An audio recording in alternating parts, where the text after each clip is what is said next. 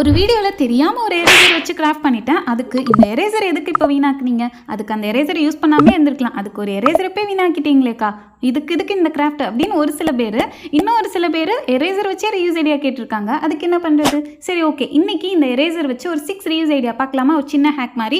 இதுக்கும் திட்டிராதீங்க, கேட்டிருக்காங்க, போட்டிருக்கேன். ஃபஸ்ட்டு ஒரு எரேசர் எடுத்து லெட்டர் எல்லாம் எழுதிக்கலாம், இல்லை நேம் எழுதிட்டு அந்த லெட்டரை மட்டும் வச்சுட்டு சுற்றி உள்ள எல்லா எரேசர் பீஸையும் கட் பண்ணி எடுத்துக்கலாம். இது ஸ்டாம்பாக யூஸ் பண்ணணும். பட் என்ன ஆயிடுச்சுன்னா, கட் பண்ணும் போதே வந்து ரிவர்ஸாக தலைகீழ வந்து எழுதி கட் பண்ணியிருக்கணும். நான் நேராக எழுதுனதுனால ஸ்டாம்ப் பண்ணும்போது ரிவர்ஸாக வந்துருச்சு. நெக்ஸ்ட் ஒரு எரேசர் 2 ஊக்கு எடுத்திருக்கேன். அதை ஓப்பன் பண்ணிட்டு 2 பக்கமும் ஊக்க மாட்டி விட்டுட்டு பேக் சைட் க்ளூ அப்ளை பண்ணிட்டு வாலில் ஸ்டிக் பண்ணிட்டு கீ ஹோல்டராக யூஸ் பண்ணிக்கலாம். நெக்ஸ்ட் எரேசர்ல இந்த மாதிரி ஷால் பின் ஆர்கனைஸ் பண்ணி ஷால் பின் ஆர்கனைசராக யூஸ் பண்ணிக்கலாம். நெக்ஸ்ட் வந்துட்டு இந்த மாதிரி வேஸ்டான எரேசர், குட்டி எரேசர் இருந்துச்சுன்னா அதை கட் பண்ணி இயரிங் ஸ்டாப்பராக யூஸ் பண்ணிக்கலாம். நெக்ஸ்ட் எரேசர் இல்லாத பென்சில் பேக் சைடு இந்த குட்டி பீஸை ஒட்டி டேப் வச்சு ஒட்டி யூஸ் பண்ணிக்கலாம். ஒரு idea key chain already video போட்டிருக்கேன், செக் பண்ணி பாருங்க. இந்த ஐடியாவில் உங்களுக்கு எது பிடிச்சிருக்கு?